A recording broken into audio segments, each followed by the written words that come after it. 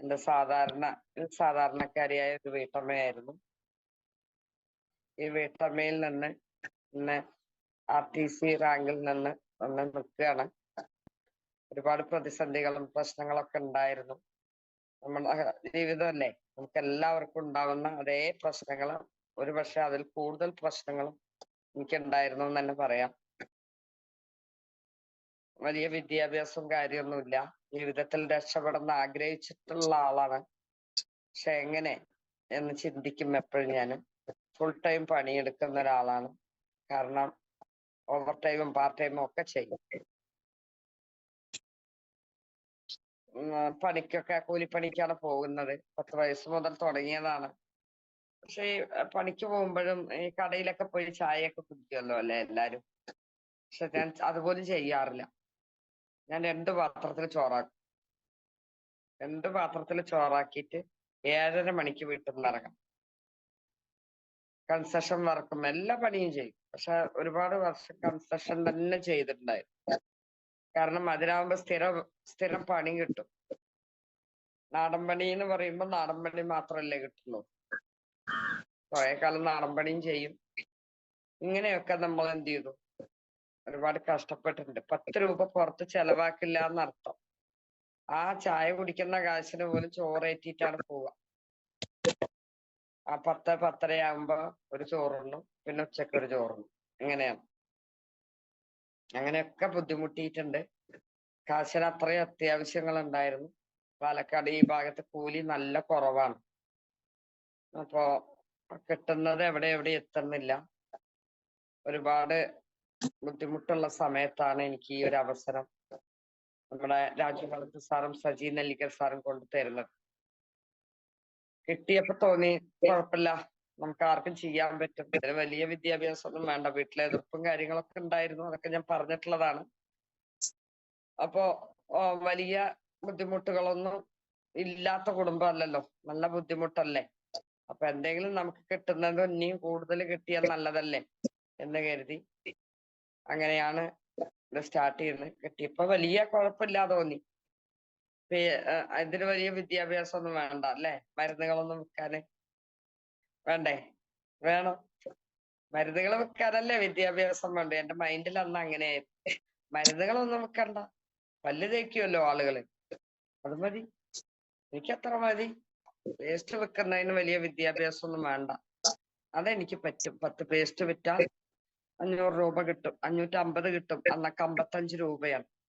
550 രൂപ കിട്ടും. അപ്പൊ അത് മാത്രം മനസ്സിൽ വെച്ചുകൊണ്ടാണ് നമ്മൾ എന്ത് ചെയ്യുന്നത്, മരുന്നിന്റെ ഭാഗത്തേക്കേ പോയിട്ടില്ല. 5000 രൂപയ്ക്കും പേസ്റ്റ് ആണ് എടുക്കുന്നത്. അന്ന് ഇവിടെ ഒന്നും ഔട്ട്ലെറ്റ് ഇല്ല. ഇതൊക്കെ ഞാൻ പറഞ്ഞത് കൊണ്ടാണ് ഞാൻ അതൊന്ന് ചുരുക്കി പറയാണ്. അപ്പോ അങ്ങനെ നമ്മള് 5000 രൂപയ്ക്ക് പേസ്റ്റ് എടുത്താൽ ആദ്യത്തെ ആളാ ഞാൻ. എല്ലാരും അടകലത്തിയല്ലേ സാധനങ്ങൾ എടുക്കുക, ഓരോന്ന് എടുക്കുക, അല്ലെങ്കിൽ 2 പീസ്. ഞാൻ അതൊന്നും വെക്കാൻ ഉദ്ദേശിച്ചിട്ടേ ഇല്ല. പേസ്റ്റ് മാത്രമേ വെക്കാൻ ഉദ്ദേശിച്ചിട്ടുള്ളൂ. മരുന്നൊന്നൊക്കെ ആര് വാങ്ങാനാ? ഈ 4ാം ക്ലാസ് പഠിച്ച എന്നോട്, കൂലിപ്പണിക്ക് പോകുന്ന എന്നോട് ആരെങ്കിലും മരുന്ന് വാങ്ങുമോ? ഡോക്ടർമാരെയും വിശ്വാസമില്ലാത്ത കാലത്ത് എന്ന് പ്രതീക്ഷിച്ചിട്ടാണ് അങ്ങനെ തുടങ്ങിയത്. അങ്ങനെ പേസ്റ്റ് കൊണ്ടുവന്ന് കോയമ്പത്തൂരിൽ നിന്നാണ് അന്നൊക്കെ സാധനം എടുത്തുകൊണ്ട് തരിക. കോയമ്പത്തൂര് അല്ലെങ്കിൽ കൊച്ചി, അവിടുന്ന് എടുത്തുകൊണ്ട് തന്ന അവര് വീടെത്തുമ്പോഴത്തേക്കും ഞാൻ പേസ്റ്റ് വിറ്റ് കഴിഞ്ഞു, സാറേ ഇനിയും വേണം സാധനം എന്ന് പറയുമ്പോ അവർക്ക് ഭയങ്കര ഇൻട്രസ്റ്റ് ആണ്. കാരണം അന്നത്തെ കാലത്ത് ഇങ്ങനെ വിൽക്കുന്ന ആരും ഇല്ല, എപ്പോഴോ കൂടുമ്പോഴാണ്. അപ്പൊ നമ്മൾ പെട്ടെന്ന് വിൽക്കണ കണ്ടപ്പോ അവർക്ക് ഭയങ്കര സന്തോഷായി. രാജു സാർക്കും സജി നെല്ലിക്കൽ സാറുമാണ് എന്റെ അപ്ലൈനേറ്റർമാര്.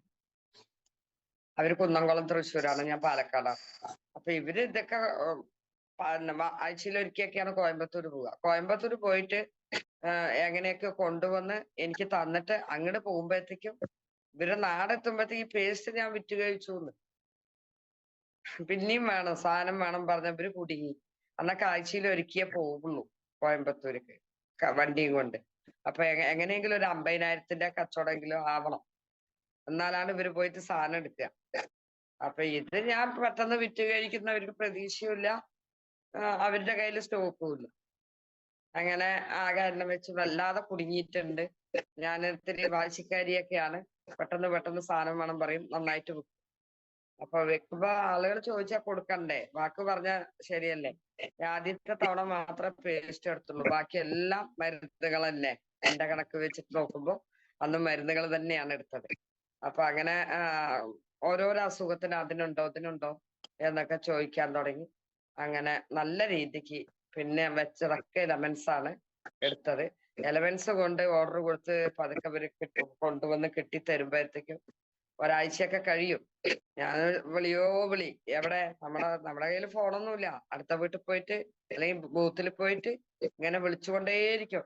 സാറേ അവര് ചോദിച്ചാ കൊടുക്കണ്ടേ, എന്താ കൊണ്ടുവരാത്തത്? അപ്പൊ എനിക്ക് കോയമ്പത്തൂരിന്ന് എടുക്കണമെന്നൊന്നും എനിക്കറിയില്ലല്ലോ, അവരെന്നോട് പറയില്ലല്ലോ. അപ്പൊ അവര് പറയും ദാ സാവിത്രി ചേച്ചി ഇപ്പൊ വരാ അപ്പൊ വരാ നാളെ വരാ, ഇങ്ങനെ പറഞ്ഞിട്ട് എന്ത് ചെയ്യും, വൈകിക്കും. എന്നിട്ട് പിന്നെ പിന്നെ എന്നൊക്കെയാണ് നമ്മൾ അറിയുന്നത് എത്ര ദൂരെ പോയി എടുക്കുന്നത്, ഇത്ര കുറഞ്ഞ ചെലവാണ്, ഒരുമിച്ച് എടുക്കണം എന്നൊക്കെ പിന്നീടാണ് നമ്മൾ അറിയുന്നത്. പുതിയ ആളുകൾക്ക് അങ്ങനെയൊന്നും അറിയിക്കാറില്ലല്ലോ.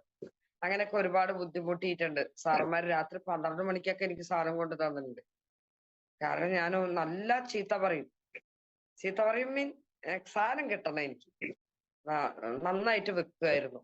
അങ്ങനെ താലിയൊക്കെ പണയം വെച്ചാണ് സ്റ്റാർട്ട് ചെയ്തത്. അതുകൊണ്ടാണ് എന്തോന്ന് എനിക്കറിയില്ല, നല്ല ആക്റ്റീവായിട്ട് ഞാൻ അന്ന് നല്ല പ്രവർത്തിച്ചിട്ടുണ്ടായിരുന്നു. അങ്ങനെ നമ്മുടെ ശൈലേഷ് ബാല സാർ വീട്ടിൽ വന്ന് നമുക്ക് പ്രൊഡക്റ്റ് ട്രെയിനിങ് ഒക്കെ തന്നു. മീറ്റിംഗും ട്രെയിനിങ്ങുകളൊന്നും അറ്റൻഡ് ചെയ്തിട്ടില്ല, അങ്ങോട്ട് വിൽക്കുക തന്നെ. കാരണം കാശിന് എനിക്ക് ആവശ്യമുണ്ട്, വിൽക്കലോ വിൽക്കല് ഇത് മാത്രമേ എനിക്ക് അറിയുള്ളൂ. അപ്പൊ അങ്ങനെ നല്ല രീതിക്ക് അത് വിറ്റ് നല്ല രീതിക്ക് പോയി. ഒരു 3 മാസം കൊണ്ട് നമ്മൾ താലി ചെയിനൊക്കെ എടുത്ത് താലിയൊക്കെ കെട്ടിച്ച് ഭർത്താവിനെ കൊണ്ട് സംസാരിപ്പിച്ച് ഇങ്ങനെയൊക്കെയാണ് എന്റെ കഥ. അപ്പൊ അങ്ങനെയൊക്കെ നമ്മൾ എന്ത് ചെയ്തു, പതുക്കെ ഒരു ഫോണൊക്കെ വാങ്ങി ഒരു പവന്റെ ചങ്ങലയൊക്കെ ആദ്യം ചെയ്യാം. താലി ഊരിയതല്ലേ, ചരടിൽ കെട്ടിയ ആളെ സ്വർണത്തിൽ കെട്ടിക്കാൻ വേണ്ടി ആ ചെയിൻ ഒരു പവന്റെ വാങ്ങി. ഇപ്പോഴും എന്റെ കഴുത്തിൽ ആ ചെയിൻ തന്നെയാണ്. അതിന് കൂടുതലൊക്കെ എടുത്തിട്ടുണ്ട്, പക്ഷെ അത് ഞാൻ ഊരിയിട്ടില്ല. അതെന്റെ ഒരു ഓർമ്മയാണ്. എന്റെ ആദ്യത്തെ സമ്മാനാണ് എന്റെ ഈ കഴുത്ത് കിടക്കുന്ന ഈ ഒരു പവന്റെ സാധനം. ഒരു പവന്റെ അന്ന് വാങ്ങിയുള്ളൂ. അപ്പൊ അങ്ങനെ അതൊക്കെ ചെയ്തു. നല്ല ആക്റ്റീവായി, മക്കളും എല്ലാരും പോസിറ്റീവായി. നമ്മളെ മീറ്റിങ്ങിനൊക്കെ വിടാൻ തുടങ്ങി. ട്രെയിനിങ്ങും മീറ്റിംഗും ഒക്കെ നന്നായിട്ട് അറ്റൻഡ് ചെയ്തു. അങ്ങനെ ഭ്രമരം എന്ന് പറഞ്ഞൊരു പ്രോഗ്രാം വന്നു. അത് ശൈലേഷ് ബാല സാർ ഇങ്ങനെ പ്രൊഡക്റ്റ് പറയാൻ വന്നപ്പോഴാണ് ഭ്രമരം എന്ന് പറഞ്ഞൊരു പ്രോഗ്രാം ഉണ്ടെന്നും മാഡം അതിൽ TC ആവണമെന്നും ഒക്കെ പറയുന്നത്. അങ്ങനെയാണ് സാറ് സീലിംഗ് ആദ്യമായിട്ട് അടിക്കുന്നതും സീലിംഗ് അടിക്കുന്നതൊക്കെ ഭ്രമരത്തിലാണ് നമ്മുടെ ശൈലേഷ് ബാല സാർ. അങ്ങനെ അതിന് എത്ര കോൺട്രിബ്യൂഷൻ തരുന്നൊക്കെ ചോദിച്ചു. ഒരു 5 ലക്ഷം തന്നാ മതി, TC ആയാൽ മതി മാഡം എന്ന് പറഞ്ഞു. ലക്ഷണമൊക്കെ കേട്ടാത്തരം നമ്മൾ ഞെട്ടും, അമ്മാതിരി കാലഘട്ടമാണ്. ഇപ്പോഴാണ് നമുക്ക് ആ പേടിയൊക്കെ പോയത്. അപ്പൊ ഇപ്പോഴും പേടിയൊന്നും പോയിട്ടില്ല കേട്ടോ. ലക്ഷത്തിന്റെ പൂജ്യമൊന്നും ഇപ്പോഴും എനിക്ക് കൃത്യമായിട്ട് അറിയില്ല, എത്ര പൂജ്യം തെറ്റിപ്പോവുള്ളൂ. അപ്പൊ അങ്ങനെ അതൊക്കെ വാങ്ങി, ലക്ഷം വരുമാനമൊക്കെ വാങ്ങി. എങ്ങനെയൊക്കെ 1 ലക്ഷം ടച്ച് ചെയ്യാൻ പറ്റിയ നമുക്ക് നല്ല വരുമാനം ഒക്കെ വാങ്ങുന്നുണ്ട്. പക്ഷെ പൂജ അറിഞ്ഞിട്ടില്ലെങ്കിലും സംഭവം നമുക്ക് കിട്ടിയിരുന്നു. അതുപോലെ തന്നെ നമുക്ക് ഫോണ്, ലാപ്ടോപ്പ് തൊട്ട് അങ്ങനെ പതുക്കെ പതുക്കെ നമ്മൾ കയറാൻ തുടങ്ങി. ഒരു TVS ആണ് വണ്ടി. അങ്ങനെ ടീം ഉണ്ടാക്കണം തോന്നി. ആന്ധ്രയിലൊക്കെ പോയി ഒന്ന് ടീം ഉണ്ടാക്കി. ഒരു 1.5 കൊല്ലം പോയി അവിടെ വർക്കൗട്ട് ചെയ്തു. ഒരു 1 സൈഡാണ് ആദ്യം കിട്ടിയത്. ചേച്ചിയാണ് ആന്ധ്രയില്, ചേച്ചി ഏട്ടനുമാണ് ഇത് കൊടുക്കുന്നത്. നിങ്ങളെ പോലെയുള്ള എല്ലാരും സാറേ ഇങ്കം കിട്ടിയില്ല മാഡം, ഇങ്കം കിട്ടിയില്ല എന്നൊക്കെ പറയുന്ന ആളുകളായിരിക്കും ഒരു 4 ദിവസം കഴിയുമ്പോഴത്തേക്കും. പക്ഷെ ഞാൻ 1.5 വർഷം വൺ സൈഡാണ് ഇങ്കം കിട്ടാതെ പണിയെടുത്ത ഒരാളാണ്. അതും അടുത്തൊന്നുമല്ല, ആന്ധ്രയിലായിരുന്നു. മനസ്സിലായോ? അങ്ങനെ പോയി അവിടെ വർക്കൗട്ട് ചെയ്തു. തെലുങ്ക് എനിക്കറിയും, സാറുമാർക്ക് തെലുങ്ക് അറിയില്ല. സജി നെല്ലിക്കൽ സാർ ഇപ്പൊ STC റാങ്കിലാണ്, കുന്നംകുളം സ്വദേശിയാണ്. അദ്ദേഹം എനിക്ക് തുണയ്ക്ക് വരും. അങ്ങനെ തുടക്കത്തിൽ ഞങ്ങൾ എല്ലാരും കൂടെ ഒന്ന് ആന്ധ്രയ്ക്ക് പോയതാണ്. പിന്നെ ഒരു 1.5 വർഷം കഴിഞ്ഞിട്ടാണ് രാജു സാർ അവിടേക്ക് വരുന്നത്. അവിടെ ഞാനൊരു 150 പേരുടെ പ്രോഗ്രാം വെക്കുന്നു. അതിന് ഗസ്റ്റ് ആയിട്ട് ശൈലേഷ് ബാല സാറും രാജു സാറിനെയും കൂട്ടിയിട്ടു. ഇങ്ങനെയാണ് രാജു സാർ 2ാമത് ആന്ധ്രയിലേക്ക് വരുന്നത്. ഒന്ന് സ്റ്റാർട്ടിങ്ങും പിന്നെ ആ ഒരു പ്രോഗ്രാമിൽ. പിന്നെ അവിടെ നിന്ന് അങ്ങോട്ട് ഇടയ്ക്കിടയ്ക്ക് സാറ് വരും. അങ്ങനെ അവിടെ ഒരു ടീമൊക്കെ ആക്കി. ടീം അവിടുത്തെ ആൾക്ക്, നമ്മുടെ ചേട്ടനും ചേച്ചിക്കും ഹോട്ടലാണ്. ഞങ്ങൾ ടീം ഉണ്ടാക്കിയ പറഞ്ഞ അവരെ എന്റെ പിന്നാലെ നടന്നു എന്നല്ല, അവിടെ പോയി ഇരിക്കും, ഹോട്ടലിൽ പോയി ഇരിക്കും. ഞങ്ങൾ ആരെയാ ടീം ഉണ്ടാക്കുക ചോദിക്കും, ഞങ്ങൾക്ക് എവിടെയാ സമയം ചോദിക്കും. ഞാൻ പറയും ആരെങ്കിലും കാട്ടിത്തന്നാണ്, ആരെങ്കിലും കാട്ടിത്തന്നാ ഞാൻ പോയി പറഞ്ഞോളാം, നിങ്ങൾ വരണ്ട, ഇങ്ങനെ പറഞ്ഞ അവിടെ ഇരിക്കും. അങ്ങനെ ഏട്ടൻ പോയി. ഞങ്ങളുടെ സ്വൈരക്കേട് സഹിക്കാൻ വയ്യാതെ കേരളത്തിൽ നിന്ന് ഇത്രയും ദൂരം 2 വന്ന് ഇങ്ങനെ കുത്തിയിരിക്കല്ലേ കടയില്. അപ്പൊ ഇങ്ങനെ ഏട്ടൻ നല്ല സപ്ലൈ ചെയ്യാണ്. അപ്പൊ നമ്മളോട് എന്ത് മറുപടി പറയും? ഞങ്ങൾ പോണതൊന്നും പറയാറേ ഇല്ല, വരണ്ടെന്നാ പറയാ. നമുക്ക് ടീം ഉണ്ടാക്കണ്ടേ അവിടെ. അപ്പൊ അതിനു വേണ്ടി അവിടെ പോയി കാത്തിരുന്നാണ് ആളെ കാട്ടിത്താ, ആരെങ്കിലും കാട്ടിത്താ പറഞ്ഞ സഖി കെട്ടിട്ട് ഏട്ടൻ വണ്ടിയിൽ വന്ന് ഞാൻ വന്ന് കാട്ടിത്തരാം, നിങ്ങൾ എന്താ സംസാരിച്ച് റെഡിയാക്കിക്കോളൂ കേട്ടോ, എനിക്കറിയില്ലേ, എനിക്ക് നിൽക്കാൻ നേരമില്ല പറഞ്ഞിട്ട് ആ പാർട്ടി ഒന്ന് കൊണ്ട് വണ്ടിയിൽ വന്ന് കാണിച്ചു തരും. അങ്ങനെ ഞങ്ങളെ വിട്ടിട്ട് വരും. എനിക്ക് തെലുങ്ക് അറിയാവുന്നതുകൊണ്ട് എനിക്ക് തോള സൈസാർ ഉള്ളത് കൊണ്ട് ഞാൻ അവരെ ഒടിച്ചു മടക്കി കുപ്പിയിലാക്കി എങ്ങനെയൊക്കെയോ അവരെ 5000-ന് എടുപ്പിച്ചു. അവിടെയൊക്കെ 5000 അല്ല 10,000 ആണ്. കടയോ പെട. 50-ന് കുറഞ്ഞ ഒരു കച്ചവടവും ഇല്ല ആന്ധ്രയിൽ. അങ്ങനെ അങ്ങനെ അങ്ങനെ അവിടുന്ന് ടീം കയറി. ഇപ്പൊ അങ്ങനെയൊക്കെ ഗംഭീരമായിട്ട് ആന്ധ്ര ടീം ഇപ്പൊ പോയിക്കൊണ്ടിരിക്കുന്നു. ഇപ്പൊ ഒരാഴ്ചയിൽ തന്നെ 10 ലക്ഷം അവിടുന്ന് വരുന്നുണ്ട്. ഒരാഴ്ചയിൽ 10 ലക്ഷത്തിൽ കൂടുതലാണ് ബിസിനസ് അവിടുന്ന്. ഈ നമ്മുടെ സിസ്റ്റം കറക്റ്റ് ആണ്. എല്ലാരും മനസ്സിലാക്കേണ്ടത് സിസ്റ്റം. നമ്മുടെ സിസ്റ്റത്തിൽ എന്തുണ്ട്? ഇപ്പൊ ആന്ധ്രയിൽ ഒരാൾ കുളിച്ചാൽ നമുക്ക് കാശ് വരും. ആന്ധ്രയിൽ നിന്ന് ഒരാൾ പല്ല് തേച്ചാലും നമുക്ക് കാശുണ്ട്. ഈ സിസ്റ്റം നമുക്ക് ഉണ്ടാക്കിയെടുക്കാൻ ഇത്തിരി പാടാ. തുടക്കക്കാർക്ക് ആണ് പറയുന്നത്. ഉണ്ടാക്കിയെടുക്കണമെങ്കിൽ നമ്മൾ എന്ത് ചെയ്യണം? നല്ല ഉറച്ച മനസ്സോടെ ശക്തമായി പ്രവർത്തിക്കണം. 2-3 വർഷക്കാലം നമ്മൾ കഷ്ടപ്പെട്ടാൽ അതിന്റെ പ്രതിഫലം നമുക്ക് തിരിച്ചു കിട്ടും. റബ്ബർ പന്ത് എറിഞ്ഞ പോലെയാ. തോന്നുമ്പോ അടിക്കണ്ടല്ലോ. ഇന്ന് മാത്രം എങ്ങനെയുള്ളൂ കേട്ടോ, കൃത്യമായിട്ട് അടിക്കുന്നതാണ്. ഓക്കെ. അപ്പൊ നമ്മുടെ ഈ സിസ്റ്റത്തിൽ നമ്മൾ എന്ത് ചെയ്യണം? വിശ്വസിക്കണം, അതിനുവേണ്ടി പ്രവർത്തിക്കണം. എന്താണ് എനിക്ക് എല്ലാരോടും പറയാനുള്ളത്. അങ്ങനെ കാറായി, വണ്ടിയായി, ഹസ്ബൻഡിന് വണ്ടി, മക്കൾക്ക് വണ്ടി എന്ന് പറഞ്ഞ പോലെ വർഷം വർഷം വണ്ടികളും TVS-കളും ഒക്കെ. TVS എന്ന് മാറി വെസ്പയായി, പിന്നെ വണ്ടി, പിന്നെ വേറൊരു വണ്ടിയായി, പിന്നെ മോനൊരു വണ്ടി ഗിഫ്റ്റായി, മോൾക്കായി, പിന്നെ ഹസ്ബൻഡിനായി. കഴിഞ്ഞ വർഷം ഹസ്ബൻഡിനാണ്. പിന്നെ കാറായി. പക്ഷെ ഈ സംഭവമൊക്കെ വാങ്ങുന്നുണ്ടെങ്കിൽ എനിക്ക് ഓട്ടാൻ അറിയില്ല, ഓട്ടാൻ ശ്രമിക്കാറുമില്ല. ഇപ്പൊ ഞാൻ പണ്ടത്തെ ചങ്കരം തെങ്ങുമ്പോ തന്നെ പറഞ്ഞ് ബസ്സിൽ തന്നെയാണ്. ഇത് അങ്ങനെയാണല്ലോ. ചില ആളുകൾക്ക് ഉണ്ടാക്കാനേ യോഗമുള്ളൂ, അനുഭവിക്കാൻ യോഗമില്ല എന്ന് പറഞ്ഞ പോലെ എന്റെ കാര്യം. ഇനി ഡ്രൈവറെയൊക്കെ വെച്ച് ചെയ്യാന്നുള്ള ഒരു ഉദ്ദേശത്തിലാണ് ഇരിക്കുന്നത്. ഈ ഒരു റാങ്കൊക്കെ കഴിഞ്ഞ് അടുത്ത റാങ്കൊക്കെ ആവട്ടെ, എന്നിട്ട് വേണം ഒരു ഡ്രൈവറെയൊക്കെ, അല്ലെങ്കിൽ ഇപ്പൊ അവരെയും ചുമക്കണം. കാരണം നമ്മൾ ഒരുപാട് ദൂരാണ് നമുക്ക് ടീമൊക്കെ ഉള്ളത്. അപ്പൊ ഡ്രൈവിംഗ് പഠിച്ചാലും ഒരു പേടി, എത്രയും ദൂരെയൊക്കെ ഡ്രൈവ് ചെയ്ത് പോണ്ടേ തുടക്കത്തില്. അതൊക്കെ റെഡിയായൊക്കെ ഇങ്ങോട്ട് എടുക്കുമ്പോഴത്തേക്ക് സമയം പിടിക്കും. എക്സ്പീരിയൻസ് ഒക്കെ ആയി വരുമ്പോഴത്തേക്ക് ഇതുവരെ മെനക്കെടാനുള്ള ഒരു സമയമില്ല എനിക്ക്, ക്ഷമയുമില്ല. ഇതാണ് എന്റെ പ്രശ്നം. അതാണ് ഡ്രൈവിംഗ് പഠിക്കാത്തത്. അപ്പൊ ഒരു മറ്റേ 2 വീലറൊക്കെ നന്നായിട്ട് ഓട്ടും. അത് പോയി പഠിച്ചൊന്നുമല്ല, ലൈസൻസ് ഒന്നും എടുത്തിട്ടില്ല.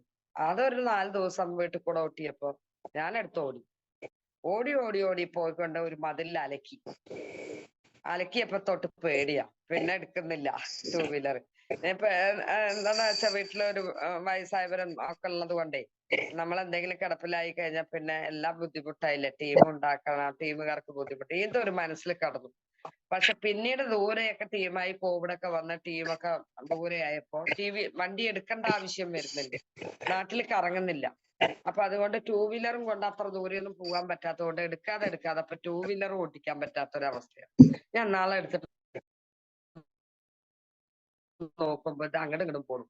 ഇത് കുറെ ദിവസമായിട്ട് ടച്ച് വിട്ടു പോയിട്ട് എന്തോന്ന് എനിക്കറിയില്ല. അപ്പൊ ഇനി വയസ്സാം കാലത്ത് കെട്ടി പറഞ്ഞ് വേണ്ട പറഞ്ഞ അതും തോന്നില്ല. അപ്പൊ പിള്ളേരൊക്കെ പറഞ്ഞു, അമ്മ നീ വണ്ടിയൊന്നും എടുക്കണ്ട, നീ ഡ്രൈവറെയൊക്കെ വെച്ചിട്ട് എന്തിനെങ്കിലും. ഇപ്പോഴും അങ്ങനെ തന്നെയാണ് പോകുന്നതൊക്കെ. പക്ഷെ കൊപ്പത്തേക്കോ അങ്ങനെ ആന്ധ്രയ്ക്കോ ഒന്നും പോകുമ്പോ വണ്ടി എടുക്കാറില്ല എന്ന് മാത്രം. കാരണം അങ്ങനെയൊക്കെ പോയാൽ ഡ്രൈവർ ഞാൻ എന്ത് ചെയ്യും? ആളെ കൂടെ താമസിപ്പിക്കാൻ പറ്റില്ലല്ലോ. അപ്പൊ ആളെ വിടാനും പറ്റില്ല. അപ്പൊ അങ്ങനെ ഒരു ബുദ്ധിമുട്ടുള്ളത് കൊണ്ട് ദൂരേക്ക് പോയാണ് ഞാൻ 2-3 ദിവസം നിൽക്കുന്ന വർക്കിംഗ് സ്ഥലത്തൊന്നും ഞാൻ ഡ്രൈവറെ കൊണ്ടുപോകാറില്ല. അപ്പൊ ഞാൻ ബസ്സിൽ പോകും. അല്ലാത്ത സ്ഥലത്ത് കൊടുത്തൊക്കെ അന്നന്ന് വണ്ടിയിൽ പോയി വരികയാണ് ചെയ്യുന്നത്. അപ്പൊ ഇങ്ങനെയൊക്കെയാണ് നമ്മുടെ പരിപാടി. കിട്ടിയിട്ടും കാര്യമില്ല, അനുഭവ യോഗം വേണമെന്നാ പറയും. അപ്പൊ അങ്ങനെയുണ്ടല്ലോ. അപ്പൊ അങ്ങനെയൊക്കെ ഉണ്ടാക്കാൻ പറ്റി എന്നുള്ളതാണ് പറയുന്നത്. ലൈഫ് സ്റ്റൈൽ മൊത്തം മാറി നല്ല രീതിക്ക് ഇപ്പൊ മുന്നോട്ട് പോകുന്നുണ്ട്. നല്ല ഇപ്പോഴും ഇനിയും NTC ആവണം. 1 lakh ഇൻകം ടച്ച് ചെയ്താൽ പോരാ. നമ്മുടെ പ്രതീക്ഷകൾ എന്താ? 2,10,000 വാങ്ങുക എന്നുള്ളൊരു പ്രതീക്ഷയിലാണ് മുന്നോട്ട് പോണത്. ഒരുപാട് ടീമുകളിലെ ബുദ്ധിമുട്ടുകളും പ്രശ്നങ്ങളൊക്കെ വന്നിട്ടുണ്ട് തുടക്കത്തില്. നമ്മുടെ അറിവില്ലായ്മയാണ്. നമ്മൾ എന്ത് ചെയ്യണം? ഈ ബിസിനസ്സിൽ ഒന്ന് പഠിക്കണം എന്നാണ് എനിക്ക് പറയാനുള്ളത്. നമ്മൾ പഠിച്ചാലാണ് നമുക്ക് ടീം ഉണ്ടാവുള്ളൂ. നമ്മൾ പഠിക്കണം. നമ്മളെ മോളിന്ന് വാങ്ങിയിട്ട് നമ്മുടെ താഴേക്ക് കൊടുക്കുക എന്നാണ് പറയുക. ഈ ബിസിനസ് അങ്ങനെയാണ്. നമ്മുടെ മുന്നിൽ ഈ ബിസിനസ്സിൽ വിജയിച്ച ആളുകളോട് അവരെ കണ്ട് പഠിക്കണം. എന്തുണ്ടെങ്കിലും അവരോട് ചോദിക്കണം. എന്നിട്ട് നമ്മൾ എന്ത് ചെയ്യണം? നമ്മുടെ കൂടെ വന്ന ആളുകൾക്ക് നമ്മൾ അത് കൊടുക്കണം. ഇതാണ് നമ്മളൊരു ഇടനിലക്കാരന്റെ ഒരു മൈൻഡ് സെറ്റ് ആയിരിക്കാം.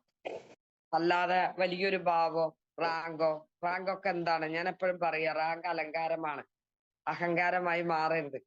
പലരും TC ആയി കഴിഞ്ഞാൽ പിന്നെ ഈ കമ്പനീന്റെ PhD എടുത്ത പോലെയാണ് സംസാരിക്കുക. നമ്മളെപ്പോഴും പഠിച്ചുകൊണ്ടിരിക്കുകയാണ്. നമ്മളെപ്പോഴും പഠിക്കുന്ന ആളുകളാണ്. പഠിച്ചുകൊണ്ടേയിരിക്കുക. ഓരോരോ റാങ്ക് നമുക്ക് 12 സ്റ്റെപ്പാണ് ഉള്ളത് അല്ലേ? 12 സ്റ്റെപ്പും നമ്മൾ എന്ത് ചെയ്യാണ്? പഠിച്ചുകൊണ്ടിരിക്കുകയാണ്. അല്ലാതെ എങ്ങനെയാണ് നമ്മൾ 12 സ്റ്റെപ്പ് അറിയുക? നമ്മളൊക്കെ നമ്മുടെ അനുഭവത്തിൽ ബിസിനസ്സുകാരാണോ? ഇനി ബിസിനസ്സുകാരാണെന്ന് വെക്കുക, ഡയറക്ട് സെല്ലിങ് അങ്ങനെയാണോ ചെയ്യുക? ഏത് ബിസിനസ് പഠിച്ച ആളുകൾക്കാണ് ഡയറക്ട് സെല്ലിങ് ഈസി ആയിട്ട് തോന്നുന്നത്? കാരണം എന്താ? ഇവിടെ മാനേജ്മെന്റ് അല്ലേ?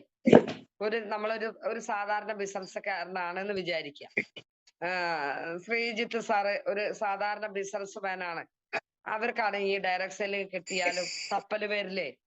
ആ ബിസിനസിന്റെ എത്രയോ എത്രയോ എത്രയോ ദൂരം അല്ലേ ഈ ബിസിനസിന്റെ മെത്തേഡ്, സ്ട്രാറ്റജി അല്ലേ?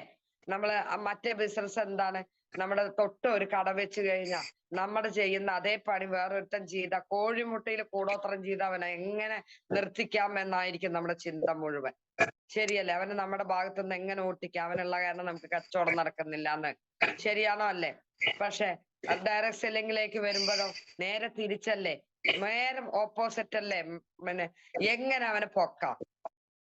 നമ്മുടെ കൂടെ വന്നവനെ പൊക്കിയാലേ നമുക്ക് വരുമാനം കിട്ടുള്ളൂ. അവൻ എങ്ങനെയെങ്കിലും കുത്തി പെരക്കി പൊക്കി കച്ചവടം കൂട്ടിച്ചെടുക്കാനുള്ള പണിയല്ലേ നമ്മൾ ചെയ്യുന്നത്? അപ്പൊ നേരെ ഓപ്പോസിറ്റ് അല്ലേ? സ്നേഹിക്കണം, ബഹുമാനിക്കണം, ക്ഷമ കാണിക്കണം അല്ലേ? ഒരു അപ്ലൈ ലീഡർ ആണ് പറഞ്ഞിട്ട് ഇവിടെ ബോസ് ഒന്നും ഇല്ലാത്ത ഒരു ബിസിനസ് ആയതുകൊണ്ട് തന്നെ നമ്മൾ എന്ത് ചെയ്യാണ്? ഇതിനെ വളരെ വളരെ ഉഴപ്പിക്കൊണ്ടാണ് നമ്മൾ പോകുന്നത്. ഇതാണ് പ്രശ്നം. ഇവിടെ എന്തില്ല? ഒരു ബോസ് ഇല്ല. ആ ബോസ് ഇല്ലാത്തതാണ് നമ്മുടെ പ്രശ്നം. അതുകൊണ്ടാണ് നമുക്ക് അഹങ്കാരവും ദേഷ്യവും ഈഗോയും ഒക്കെ വരുന്നത്. ഈ ബോസ് എന്ന് പറയുന്ന ഒരു സാധനം ഉണ്ടെങ്കിൽ, ഒരു മാസ ശമ്പളം ഉണ്ടെങ്കിൽ, ഈ പറഞ്ഞ ഒരു സാധനവും നമുക്ക് ഉണ്ടാവില്ല. ദേഷ്യം ഉണ്ടാവില്ല, കൃത്യനിഷ്ഠത ഉണ്ടാവും, പേടി ഉണ്ടാവും, ബഹുമാനവും ഉണ്ടാവും അല്ലേ? പരാതികളില്ല, പരിഭവങ്ങളില്ല. ഇതൊക്കെ ഇല്ലാത്തത് എന്താ? ഒരു ബോസ് ഉണ്ടെങ്കിൽ ഇതൊന്നും ഉണ്ടാവില്ല. എന്താ കാരണം? നിങ്ങൾ ഒരു ജോലിക്ക് പോകുന്ന ആളാണെങ്കിൽ 8 മണിക്ക് ഡ്യൂട്ടി ടൈം ആണെങ്കിൽ നിങ്ങൾ തെറ്റിക്കോ? 8 മണിക്ക് ജോലിക്ക് കയറണ്ടേ? വലിയ പൊങ്ങച്ചത്തിലല്ലേ വീട്ടിലുള്ളവരോട് എന്തെങ്കിലും ഭർത്താവ് പറഞ്ഞു ഭാര്യ പറഞ്ഞു സമയം വൈകി പോവാറുണ്ടോ? ഇല്ല. കാരണം 8 മണിക്ക് പോയിട്ടില്ലെങ്കിൽ അന്ന് ലീവാണ്. അന്ന് ലീവ് എടുത്തോളാൻ പറയും ഓണർ. അപ്പൊ നമുക്ക് കാശുണ്ടാവില്ല. അപ്പൊ നമ്മൾ കൃത്യമായിട്ട് 8 മണിക്ക് പോകും. ഭർത്താവിന് ഇൻക്ലാബ് വീട്ടിലുണ്ടാക്കിയാലും ആ ഡ്യൂട്ടിക്ക് നമ്മൾ പോയി ഉറപ്പാ. പക്ഷെ MLA സ്റ്റൈലിലായാലോ ഷീജ മാഡം? MLA സ്റ്റൈലിലായാലോ ആകെ പ്രശ്നാ സാറേ. ഇന്ന് വരാൻ പറ്റൂല. ഇതാണ് മൈൻഡ് സെറ്റ്. എന്താണ് മൈൻഡ് സെറ്റ്? ആകെ പ്രശ്നമാണ് സാറേ. ഹസ്ബൻഡ് അത് പറഞ്ഞു ഇത് പറഞ്ഞു, നേരം വൈകിയപ്പോ അത് എന്തേ? ഗവൺമെന്റ് ജോലിയാ നമുക്ക്? ഗവൺമെന്റ് ജോലിയൊന്നും അല്ലല്ലോ. പോയാത്തിരി സമയമൊക്കെ വൈകും. ഇത് വീട്ടുകാരെ ബോധ്യപ്പെടുത്തണം നമ്മള്. ഇത് ഭാവിയിൽ വരുമാനം ഉണ്ടാക്കുന്നതല്ലേ? ഇനി ചെറിയ വരുമാനമാണോ? അല്ല. എവിടെ തൊട്ടാലും ഇക്കിളി എന്ന് പറഞ്ഞ പോലെ ഒരു റാങ്ക് അങ്ങോട്ട് ആയിക്കഴിഞ്ഞ പിന്നെ നിരതല കാശാ. സത്യം, വെറുതെ പറയുന്നല്ല, സത്യം. STC ഒക്കെ കഴിയണം, അതിന്റെ ഒരു സുഖമൊക്കെ അറിയണം. അറിഞ്ഞ ലീഡർമാരോട് നിങ്ങൾ ചോദിച്ചോ, കുറെ വരുമാനമുണ്ട്, എവിടെ നോക്കിയാലും വരുമാനം, ഡബിൾ ഇൻകം. പണിയെടുക്കണവനാണ് എന്ന് മാത്രം, വേർപ്പിന്റെ അസുഖമുള്ളവന് കിട്ടൂല. മനസ്സിലായേ? ടീം ഉണ്ടാക്കണം, ആ ടീമിനെ നല്ല രീതിക്ക് നോക്കാൻ പറ്റണം, അവരെ സ്നേഹിക്കണം, അവരെ ബഹുമാനിക്കണം. നമ്മുടെ വീട്ടിലത്തെ ഒരു അംഗമായി നമ്മുടെ ടീമിനെ മാറ്റണം. അങ്ങനെ ആക്റ്റീവായ ഡിസ്ട്രിബ്യൂട്ടേഴ്സിനെ നമ്മൾ ഉണ്ടാക്കി കൊണ്ടുവരണം. ഇതൊരു ഗെയിമാണ്, നമ്മൾ പോകുന്നതിന്റെ കൂടെ നമുക്ക് ടീം ഉണ്ടാവണം. നമ്മുടെ കൂടെ നമ്മൾ തിരിഞ്ഞു നോക്കുമ്പോ നമുക്ക് ആളുണ്ടാവണം. വലിയ റാങ്കാണെന്ന് പറഞ്ഞിട്ടൊന്നും കാര്യമില്ല. ഈ റാങ്കിന്റെ മഹത്വം എപ്പോഴാ മനസ്സിലാവുക? ടീമിന്റെ മഹത്വം റാങ്ക് ആകുമ്പോഴാ. സ്റ്റാറിൽ വരില്ല, റൂബിയിൽ വരില്ല, TC-യിലൊന്നും വരില്ല, ATC ആയാലും വരില്ല. DTC ആകുമ്പോഴൊക്കെ നമുക്ക് അഹങ്കാരം തലയിൽ കയറും. എന്താണ് ലോയൽറ്റി ഒക്കെ തുടങ്ങിയില്ലേ, ഞാൻ വലിയ സംഭവമായി, ശുഭവും രസം ഭയങ്കര സംഭവമാണ്. എല്ലാരും മേഡെന്ന് വിളിക്കുന്നു, എല്ലാരും സാറെന്ന് വെക്കുന്നു. നമ്മുടെ ജീവിതത്തിൽ ഒരു പുതുമയുള്ള അംഗീകാരങ്ങളൊക്കെ വാങ്ങിച്ചെടുക്കുമ്പോൾ നമ്മൾ ഇങ്ങനെ കേറി തെങ്ങിന്റെ അറ്റത്തായിരിക്കും. മനസ്സിലായേ? ഈ തെങ്ങിന്റെ അറ്റത്ത് നിൽക്കുമ്പോ താഴേക്ക് നോക്കുമ്പോ ആളുകൾ ഉണ്ടാവില്ല. ഈ താഴെ ഉണ്ടായിരുന്ന റൂബിയും സാറൊക്കെ പോയിട്ടുണ്ടാവും. കാരണം നമ്മുടെ അഹങ്കാരം തലയിൽ കയറി അവരോടുള്ള പെരുമാറ്റം അങ്ങനെയാണ്. ഓ നെയ്യില്ലെങ്കിലും ഞാൻ വലിയ സംഭവമല്ലേ, ഞാൻ പറഞ്ഞത് നിങ്ങൾ കേൾക്കണം എന്നുള്ള മൈൻഡ് സെറ്റ് ഒക്കെ ആവും നമുക്ക്.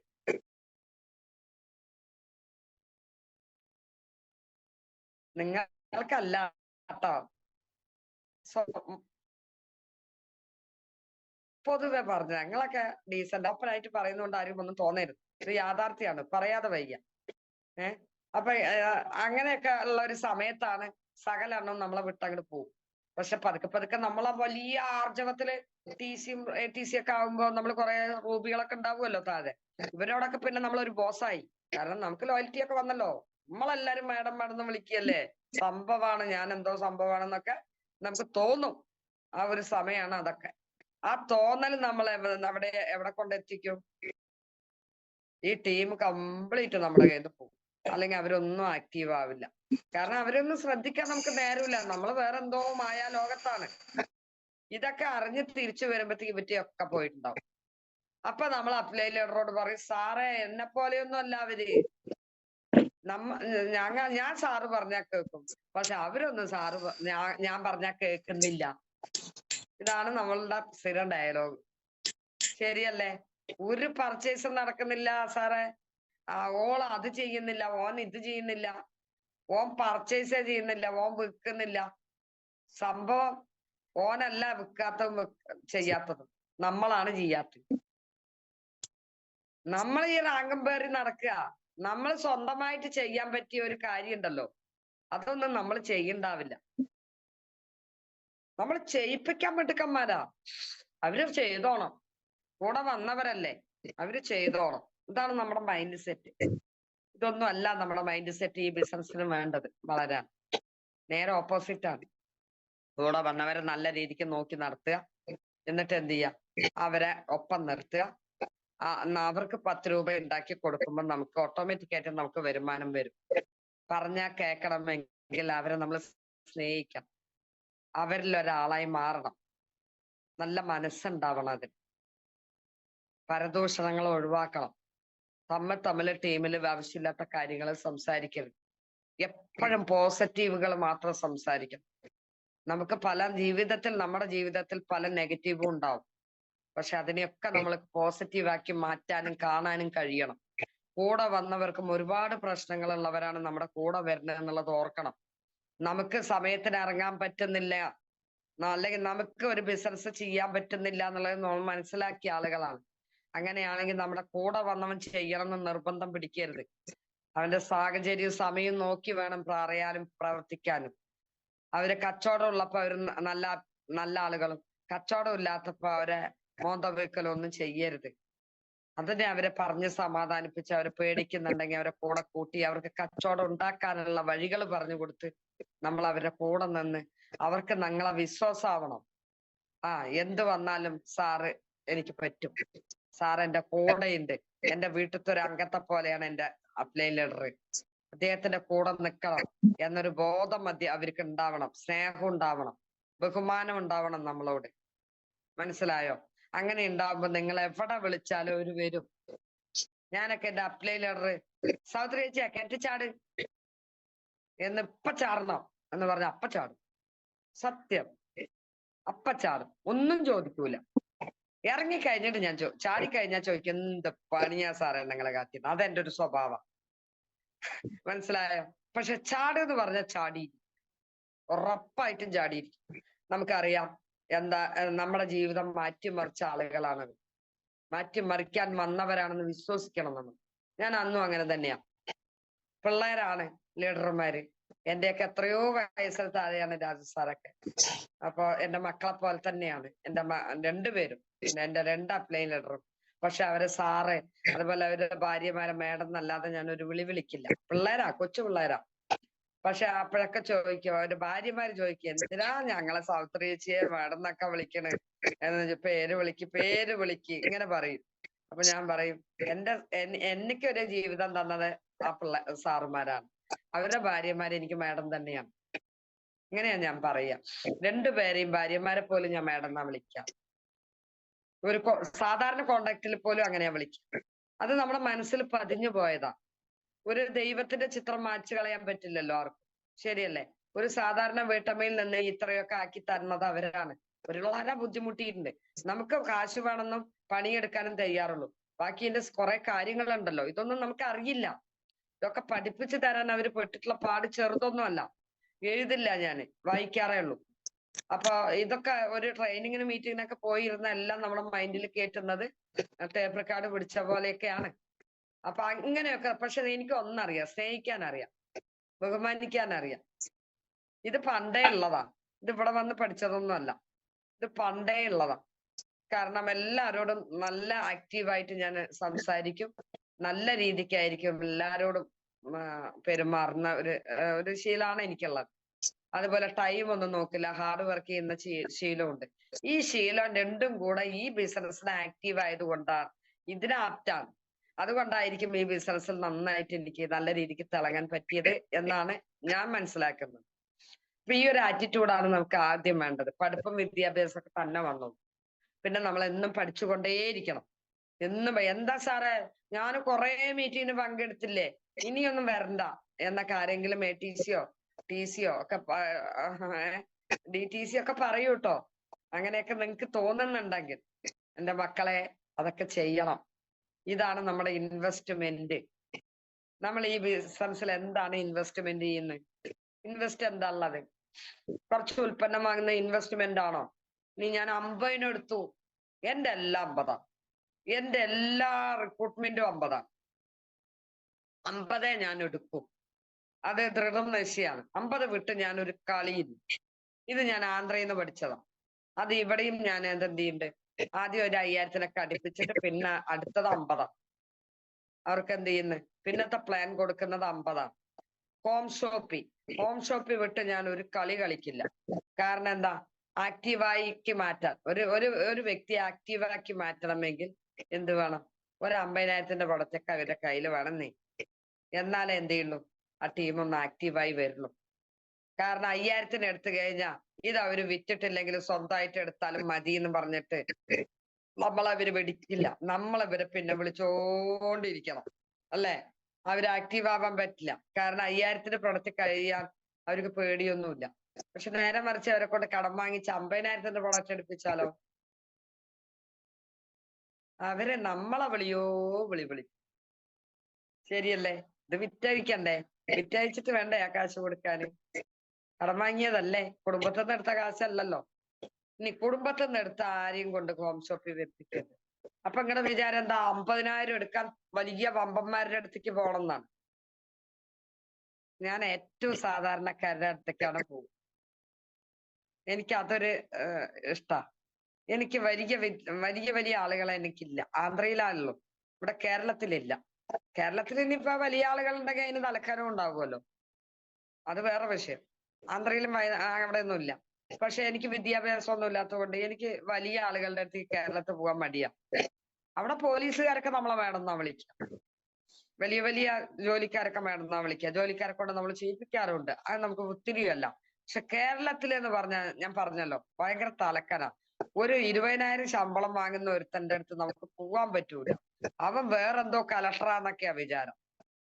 ആന്ധ്രയിലെ അല്ല കേരളത്തിൽ അങ്ങനെ ഒരു സംഭവമുണ്ട്.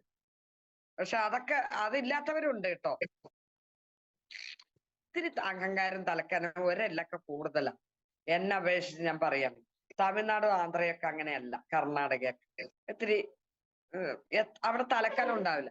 കാശുള്ളവനെ കണ്ടാലും 10 പൈസക്ക് ഗതിയില്ലാത്തവനെ നമുക്ക് തോന്നും. അവന്റെ ഡ്രസ്സും അവന്റെ ആറ്റിറ്റ്യൂഡും അവന്റെ സംസാരമൊക്കെ. പക്ഷെ ട്രൗസർ ഇങ്ങോട്ട് മുണ്ട് തുറന്നിട്ട് ട്രൗസറിൽ കൈയിട്ട കെട്ടുകണക്കിന് കാശുണ്ടാവും. നമ്മൾ ആ കെട്ടുകണക്കിന് കാശ് ജീവിതത്തിൽ കണ്ടിട്ടുണ്ടാവില്ല. അമ്മാതിരി സാധനമാണ് ഡെയിലി പോക്കറ്റിലിട്ടിട്ട് അവൻ നടക്കുക. ഇതാണ് അവിടുത്തെ ഒരു കാര്യം. അവിടുത്തെ കേരളത്തിലെ വ്യത്യാസം.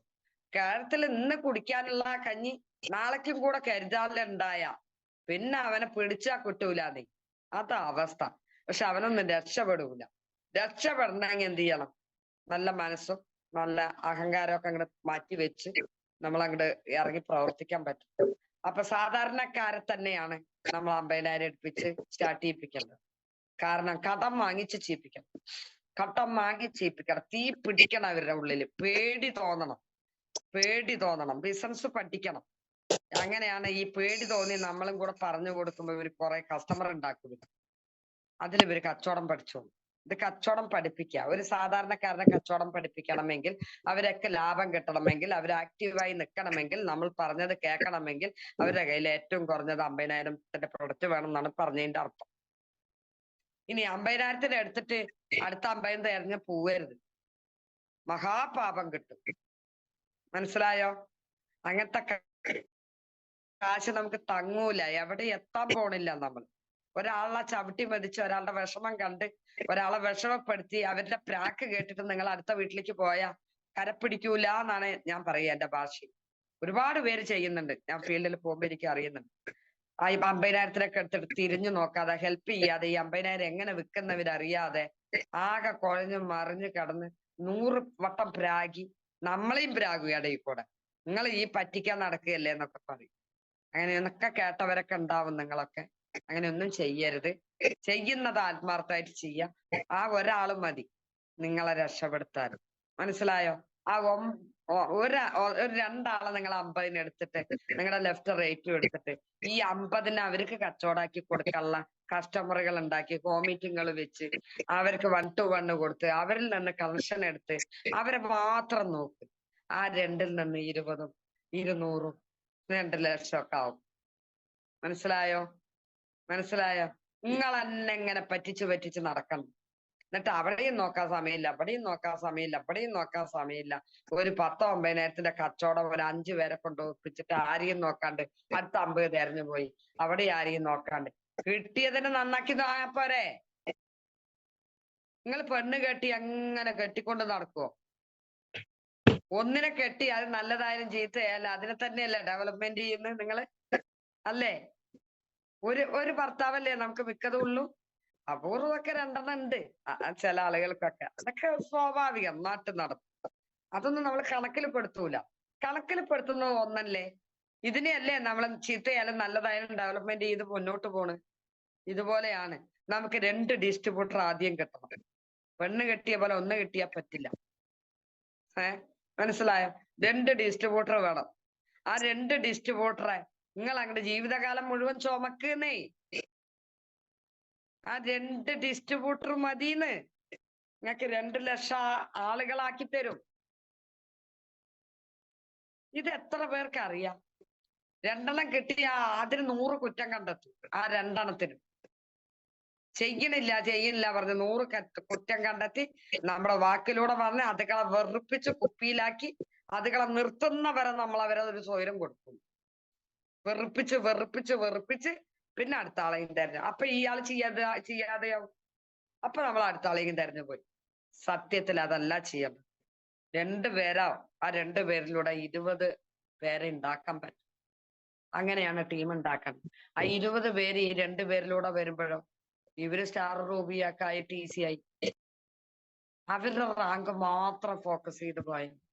അങ്ങനെ ഒരു 10 പേര് ആക്റ്റീവ് ആയിട്ടുള്ള 10 പേര് നമ്മുടെ ടീമിൽ ഓർഗ 1-ലും 2-ലും ഉണ്ടെങ്കിൽ നിങ്ങൾ ടീമായി. നിങ്ങളുടെ 1-ലും 2-ലും ആക്റ്റീവായ ഒരു 5 പേര്, നമ്മളും ഒന്ന് 10 പേര്, 11 പേര്. ഒരു ക്രിക്കറ്റിന് എത്ര പേര് വേണം? ടീം അംഗങ്ങൾ എത്രയാ ടീം അംഗം? ഒരു ഫുട്ബോളിന് എത്രയാ? ആരെങ്കിലും ഒന്ന് പറഞ്ഞേ. ക്രിക്കറ്റിന് 11. 11. ഫുട്ബോളിനോ? ഫുട്ബോളിന് 6. 7 ഉണ്ട്, 9 ഉണ്ട്. എനിക്ക് ഇത് വലിയ പിടുത്തമൊന്നും ഉണ്ടായിരുന്നില്ല. ഇപ്പൊക്കെ നല്ല പിടുത്ത. എന്താ അറിയോ? അത് ടീമായിട്ട് കളിച്ച് ജയിക്കേണ്ട ഒരു കളിയാണ്. ശരിയല്ലേ? ടീമായിട്ട് കളിച്ച് ജയിക്കുന്നത്. എല്ലാവർക്കും ഒരേ മനസ്സായിരിക്കും അല്ലേ? ഇതുപോലെയാണ് നമ്മളൊരു ഗെയിമാണ്. ഒരു ഗെയിമാണ് ക്രിക്കറ്റ് പോലെ. എല്ലാവർക്കും ഒരേ മനസ്സുണ്ടാവും, ഒരേപോലെ പ്രവർത്തിക്കണം. അങ്ങനത്തെ ഒരു 5 പേര് നമ്മുടെ ഓർഗനൈസേഷൻ 1-ലുണ്ട്, 5 പേര് നമ്മുടെ ഓർഗനൈസേഷൻ 2-ൽ ഉണ്ടാക്കിയെടുക്കണം. അപ്പൊ 10 പേരും നമ്മളൊന്നും 11 പേര് സൂപ്പറായിട്ട് പിന്നെ അങ്ങോട്ട് കളിച്ച് കേറി തന്നെ. മനസ്സിലായോ? പിന്നെ നിങ്ങളെ പിടിച്ചാ കിട്ടൂല. ആ കളിയിൽ എന്തെങ്കിലും അപാകതകൾ വന്നു കഴിഞ്ഞാൽ അവരൊക്കെ നോക്കാറില്ലേ അല്ലെ? ഒരു കളി കളിച്ചു, തോറ്റു എന്ന് തോന്നി എല്ലാരും ഒന്ന് കൂടി നിൽക്കും. കണ്ടിട്ടില്ലേ നിങ്ങള്? പെണ്ണുങ്ങളെക്കാട്ടി ഞങ്ങളെക്കാട്ടിയൊക്കെ നിങ്ങൾക്ക് അറിയാവുന്നതല്ലേ ഇതൊക്കെ. എന്ത് ചെയ്യാ? എല്ലാരും ഒന്നും ഇങ്ങനെ കൂടി നിൽക്കും. കൂടി നിന്നിട്ട് നിർദ്ദേശങ്ങൾ കൊടുക്കും. ഇങ്ങനെ കളിച്ചാ പോരാട്ടോ, നമുക്ക് കളിച്ച് കയറണം, അവനെ തോൽപ്പിക്കണം, അങ്ങനെ കളിക്കണം, ഇങ്ങനെ കളിക്കണം. ഒരു വട്ടത്തിൽ കൂടി നിൽക്കുന്നത് വെറുതെ നിൽക്കുന്ന നമ്മുടെ വിചാരം അല്ല. ഇവരിങ്ങനെ കൈ തോളുമ്പോ ഇട്ട് വട്ടത്തിൽ കൂടി നിന്ന് ഈ പ്ലാൻ ചെയ്യാണ് അടുത്ത കളി എങ്ങനെ ജയിക്കണം എന്ന്. മനസ്സിലായ? ഇതുപോലെ വേണം നമ്മൾ ഈ 5 പേരെ നമ്മൾ ആക്റ്റീവാക്കി വട്ടത്തിൽ കൂടി നിൽക്കല്ല, കൂടിയിരുന്ന് അല്ലെ? വട്ടത്തിൽ കൂടിയിരുന്ന് ലീഡറൈസ് മീറ്റിംഗ് വെച്ച് നമ്മുടെ അപ്ലൈ ലീഡറെ കൊണ്ടുവന്ന് ഇവരെങ്ങനെ ആക്റ്റീവാക്കി, മോട്ടിവേഷൻ ആക്കി അവരെ TC ആക്കി, ATC ആക്കി, DTC ആക്കി, ZDC ആക്കി, STC ആക്കി, RTC ഒക്കെ ആക്കുമ്പോഴത്തേക്കും നിങ്ങളെ NTCന്റെ അവിടെ പോയി നിൽക്കും. മനസ്സിലായോ? ടീം ഉണ്ടാക്കേണ്ടത് എങ്ങനെയാന്ന് മനസ്സിലായോ? മനസ്സിലായിട്ടുള്ളവരെല്ലാരും ഒന്ന് കൈയടിച്ച് ഒരു തമ്പിട്ടെ. ഇങ്ങനെയാണ് നമ്മൾ ടീമിനെ ഉറപ്പിക്കേണ്ടത്. ഇതാണ് പലർക്കും അറിയാത്തത്. ഇതൊക്കെ അറിഞ്ഞു വരുമ്പോഴത്തേക്കും നമുക്ക് റാങ്കും കയറിപ്പോയി തീരെ താഴേക്ക് പോകാൻ പറ്റാത്ത അവസ്ഥയായി. അങ്ങോട്ടും അല്ല എന്നുള്ളൊരു അവസ്ഥയിലൊക്കെ നിൽക്കും. ഇപ്പൊ ഒരു STC വരെയൊക്കെ നിങ്ങൾക്ക് എന്തുള്ളൂ, അങ്ങനെ നല്ലോണം കയറ്റി നമ്മുടെ കൂടെ വരുന്നവരെ നമ്മുടെ സിസ്റ്റം പ്രകാരം എന്ത് ചെയ്യണം? ഒരു STCക്ക് പിന്നാലെ ആളുകൾ ഉണ്ടാവണം. തിരിഞ്ഞു നോക്കുമ്പോ തൊട്ട് താഴെ സോണൽ ഉണ്ടാവണം, അതിന്റെ തൊട്ട് താഴെ DTC ഉണ്ടാവണം, അതിന്റെ തൊട്ട് താഴെ ATC ഉണ്ടാവണം, അതിന്റെ തൊട്ട് താഴെ മിനിമം 2 പേരെങ്കിലും ഉണ്ടാവണം. അതിന്റെ തൊട്ട് താഴെ എന്ത് വേണം? ATC ഉണ്ടാവണം, അതിന്റെ തൊട്ട് താഴെ TC ഉണ്ടാവണം, അതിന്റെ തൊട്ട് താഴെ സ്റ്റാറുകളും റൂബികളും ഉണ്ടാവണം. ഇതാണ് സിസ്റ്റം. 1-ലും ഉണ്ടാവണം, 2-ലും ഉണ്ടാവണം. അവർക്ക് ഇംഗത്തിന് പഞ്ഞം ഉണ്ടാവില്ല, അല്ലെങ്കിൽ ഇട്ടെറിഞ്ഞ് പോവാൻ തോന്നും STC ഒക്കെ ആവുമ്പോ. അങ്ങനെ ഒരു കുഴപ്പമുണ്ട്. ക്ലിയർ? ശ്രദ്ധയില്ലാതെ കയറി വെറും STCയിൽ നിന്ന് ആരും ഇല്ലെങ്കിൽ നല്ല പാടാണ് ആക്റ്റീവായിട്ടുള്ള. പിന്നെ അങ്ങോട്ട് മുന്നോട്ട് പോകാൻ ഭയങ്കര ബുദ്ധിമുട്ടാണ്. വീണ്ടും നമ്മൾ പഴയ കടലക്കച്ചവടക്കാരൻ തന്നെ എന്ന് പറഞ്ഞ് വീണ്ടും പോയി റിക്രൂട്ട്മെന്റ് എടുക്കേണ്ടി വരും. നിങ്ങൾ ഇപ്പൊ തന്നെ ആ റിക്രൂട്ട്മെന്റിനെ നിലനിർത്തി കൊണ്ടുപോയാൽ അപ്പം നിങ്ങൾക്ക് വലിയ ലീഡറൊക്കെ ആയി ഈ നിലവിലുള്ള സോണലുകളെയും STCകളെയും മെയിൻറ്റെയിൻ ചെയ്ത് പോവാം. എന്താണ് പറഞ്ഞതിന്റെ അർത്ഥം? മനസ്സിലായിട്ടുണ്ടോ എന്ന് എനിക്കറിയില്ല. നമ്മുടെ ബിസിനസ് എന്ന് പറഞ്ഞ വലിയ സംഭവമാണ്. ഇത് എത്രത്തോളം മനസ്സിലാക്കിയിട്ടുണ്ട് പലരും എന്ന് എനിക്കറിയില്ല. അതാണ് ഇവിടുത്തെ പ്രശ്നം. ഞാൻ പറഞ്ഞല്ലോ, ബോസ് ഒന്നുമില്ല.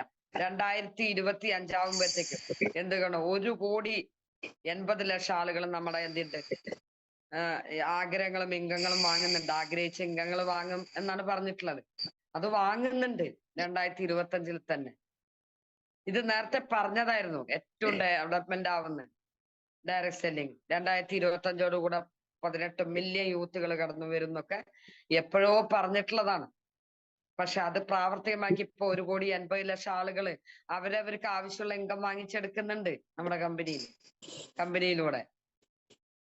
കമ്പനിയിലൂടെ ഡയറക്റ്റ് സെല്ലിങ് മൊത്തത്തിലല്ല, മൊത്തത്തിലാണ് അവര് പറഞ്ഞത്. പക്ഷെ ഇവിടെ എന്തുണ്ട്, MLA സ്റ്റൈലിലൂടെ കമ്പനിയിൽ വാങ്ങിച്ചെടുക്കേണ്ടത് 1,80,000 ആളുകൾ. ഇപ്പൊ മനസ്സിലായോ?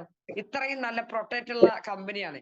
27%, 35% വളർച്ചയൊക്കെയാണ് ഒരു വർഷത്തിൽ നമുക്ക് കാണിക്കുന്നത്. നമ്മുടെ ഗ്രോത്ത്, നമ്മുടെ കമ്പനിയുടെ ഗ്രോത്ത് എന്ന് പറയുന്നത് 25%, 30% ഒക്കെ കാണിക്കുന്നു, വളർച്ച കാണിക്കുന്നു എന്നാണ് പറയുന്നത്. നമ്മുടെ കമ്പനി പറയുന്നതാണ്. അത്ഭുതം തന്നെയാണ്. 11 വർഷമായിട്ടുള്ള കമ്പനി തുടങ്ങിയിട്ട് ഇന്ത്യയിൽ 800-ലധികം ഔട്ട്ലെറ്റുകൾ ഉണ്ട് നമുക്ക്, അല്ലേ? ഇത് നിങ്ങള് വളരെ വ്യക്തമായിട്ട് നമ്മൾ എന്ത് ചെയ്യുന്നുണ്ട്, പ്ലാനിന് കൊടുക്കുമ്പോ കൊടുക്കാറില്ലേ? നമ്മുടെ ഔട്ട്ലെറ്റ് കൊപ്പത്താണ്, നമ്മുടെ ഔട്ട്ലെറ്റ് കുഴൽമന്നാണ് എന്നൊക്കെ പറഞ്ഞിട്ട്. നിങ്ങളൊന്ന് ആലോചിച്ച് നോക്കിയേ, ഈ 800-ലധികം ഔട്ട്ലെറ്റ് ഉള്ള ഓരോരോ സ്ഥലത്തും, ഈ ഔട്ട്ലെറ്റ് ഉള്ള 800 സ്ഥലത്തും നമ്മളൊരു 10 ആളുകൾ വെച്ച് വാങ്ങാനുണ്ടെങ്കിലും നമ്മുടെ ഡിസ്ട്രിബ്യൂട്ടർമാര്, സംഭവം ക്ലീൻ ആയില്ലേ? സെറ്റായില്ലേ? നിങ്ങൾ ആലോചിച്ച് നോക്കിയേ. അങ്ങനെ ആലോചിക്കാൻ പറ്റണം നമുക്ക്. 800-ലധികം ഇന്ത്യയിലുടനീളം ഔട്ട്ലെറ്റുകൾ ഉണ്ട്. ആ 800 ഔട്ട്ലെറ്റിൽ നമ്മുടെ ഒരു 10 ആള് വെച്ച് വാങ്ങാൻ പറ്റിയാലോ, വാങ്ങിപ്പിക്കാൻ പറ്റിയാലോ, ഡിസ്ട്രിബ്യൂട്ടേഴ്സ് ഉണ്ടായാലോ? അങ്ങനെ ഒന്ന് ചിന്തിച്ചു നോക്കിയേ. 1000-ൽ കൂടുതൽ പ്രൊഡക്റ്റുകൾ വരുന്നുണ്ട്. ഇപ്പൊ ഉള്ളതേ വിറ്റ് കഴിയണില്ല. ഇനി 1000-ൽ കൂടുതൽ പ്രൊഡക്റ്റ് ആണ് നമുക്ക് വരുന്നത്. അത്രയും പുതിയ പുതിയ പ്രൊഡക്റ്റുകൾ മാനുഫാക്ചറിങ് ചെയ്യുന്നുണ്ട് കമ്പനി. 1500 കോടിയിലധികം മാറ്റി വെച്ചിട്ടുണ്ട് നമ്മുടെ കമ്പനി ഈ മാനുഫാക്ചറിങ്ങിന് മാത്രം, പുതിയ പ്രൊഡക്റ്റുകൾ ഉണ്ടാക്കാൻ മാത്രം വെച്ചിട്ടുണ്ട് എന്നാണ് പറയപ്പെടുന്നത്. മനസ്സിലായോ? ഇപ്പതേ നമുക്ക് പ്രൊഡക്റ്റുകൾ വിറ്റാൽ എണ്ണം തീരാനില്ല. മിക്ക പ്രൊഡക്റ്റുകളും ആളുകൾ വെക്കുന്നില്ല.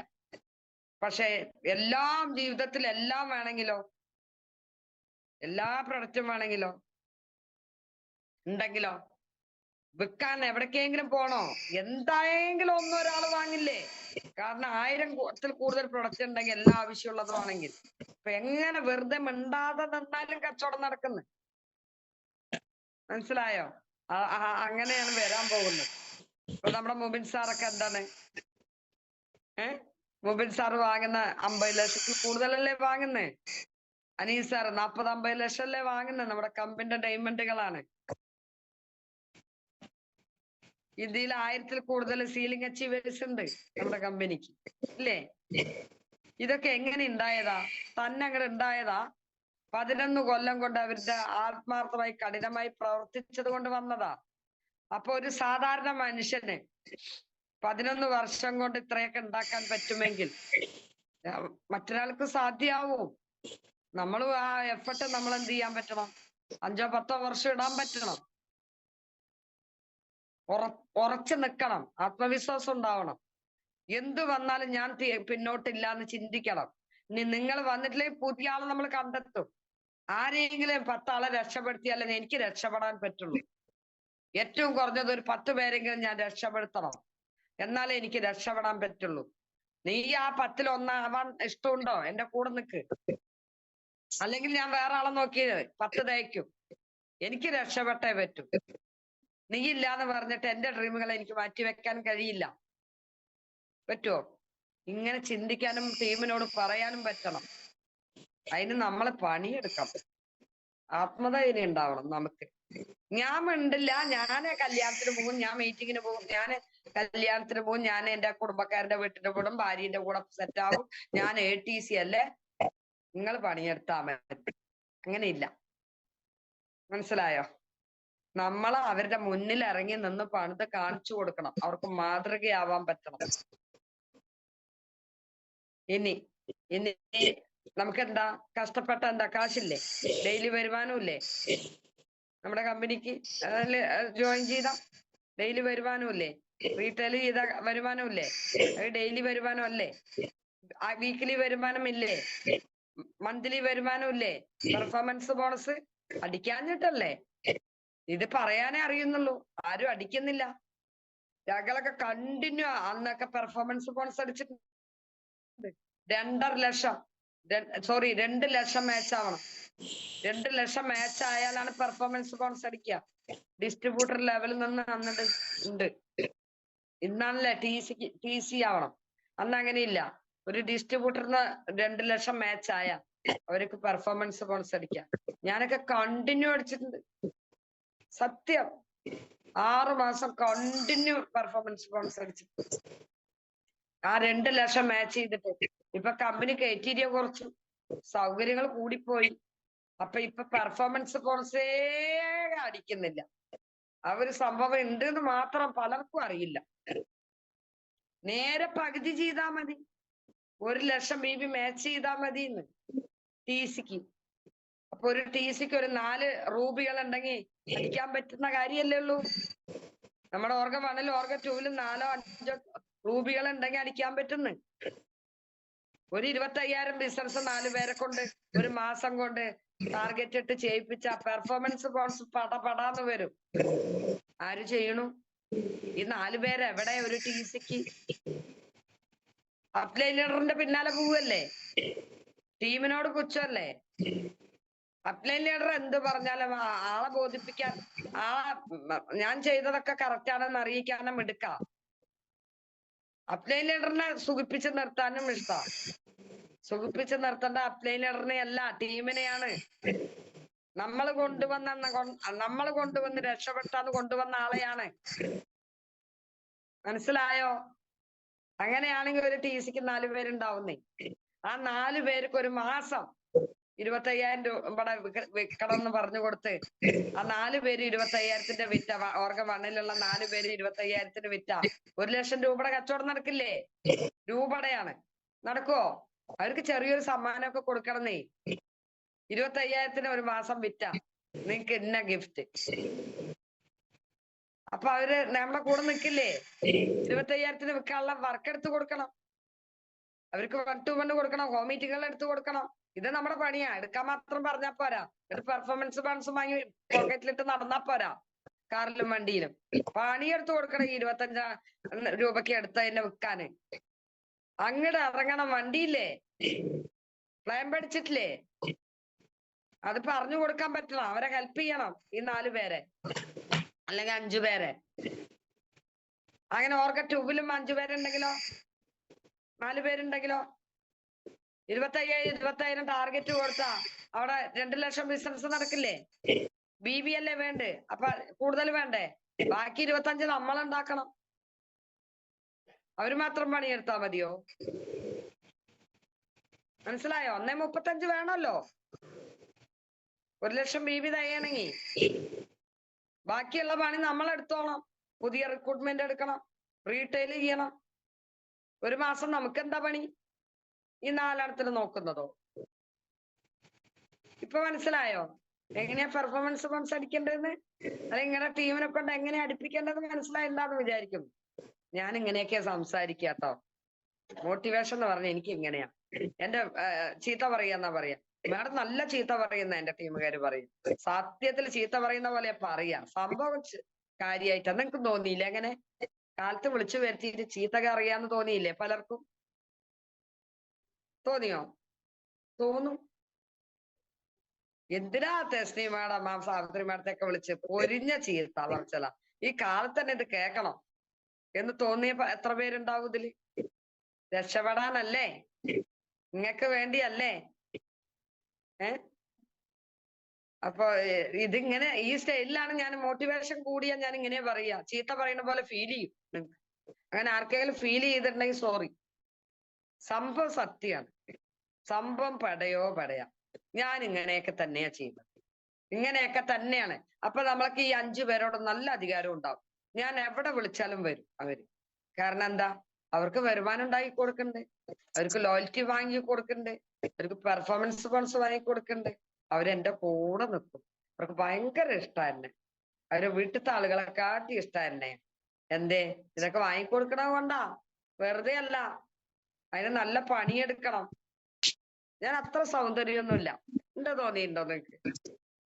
ഇപ്പൊ കുറച്ച് സൗന്ദര്യമൊക്കെ ആവാന്നേ. വെയിലൊന്നും കൊള്ളാതെ ഇരുന്ന നല്ല സൗന്ദര്യമൊക്കെ വരും. പക്ഷെ ഞാൻ ഇപ്പോഴും അടിത്തട്ടിലാണ് പോയി പണിയെടുക്കും ചെയ്യും. നമുക്ക് അങ്ങനെയൊന്നും ഇല്ലാന്നേ. റാങ്ക് ഒന്നും ഞാൻ പറഞ്ഞല്ലോ, റാങ്ക് ഒക്കെ അലങ്കാരമാണ്. അതൊന്നും അഹങ്കാരമായി മാറരുത്. നമ്മൾ അടിയിൽ പോയി പണിയെടുക്കണം. അവരുടെ ടീമിന് അവര് നോക്കട്ടെ, ഇവരുടെ ടീമിന് ഇവര് നോക്കട്ടെ. അവള് TC ആയില്ലല്ലോ, അവളുടെ താഴെ വന്നവരാ ആളല്ലേ നോക്കേണ്ടത്. ഓനെന്താ TC ആയില്ലേ, ഓന്റെ ടീമിന് ഓനല്ലേ നോക്കണ്ട്. അങ്ങനെയൊന്നുമില്ല, നമ്മളാണ് നോക്കണ്ടത്. അങ്ങനെ വേണം, നമ്മൾ നോക്കണം, നമ്മൾ നോക്കണം. ഓനല്ല നോക്കണ്ട, ഓൻ വിളിക്കട്ടെ അങ്ങനെയൊന്നുമില്ല. നമ്മളുടെ വിളിയല്ല വഴി ഉണ്ടാവും. നമ്മുടെ ഓർഗ 1-ലും 2-ലും ഒരു 10 പേരിലൊക്കെ നമ്മുടെ വിളി പോണം, നമ്മുടെ നിർദ്ദേശങ്ങൾ പോണം, നമ്മുടെ നോട്ടം എത്തണം. അങ്ങനെ ആ ടീം കൊഴിയാതെ നോക്കണം. ഞങ്ങൾക്ക് കുറെ കാര്യങ്ങളുണ്ട്. അപ്പൊ ഇന്നത്തെ ഞാൻ കുറച്ച് കാര്യങ്ങളാണ് നിങ്ങൾക്ക് പറഞ്ഞു തന്നത്. ഞാൻ എങ്ങനെയൊക്കെയാണോ പോയി, അത് അങ്ങനെയൊക്കെയാണോ ആയത്, ആ ധൈര്യം, ആ ആത്മധൈര്യം, ആ ഒരു ആത്മവിശ്വാസം, ആ സ്നേഹം, അതുകൊണ്ടാണ് എനിക്കൊക്കെ ടീമായത്.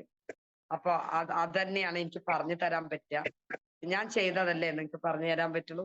ചെയ്യാത്ത ഒരു കാര്യം എനിക്ക് പറഞ്ഞു തരുന്നതിന് ഞാൻ അറക്കയാവില്ല. അത് ശരിയാവില്ല അല്ലെ.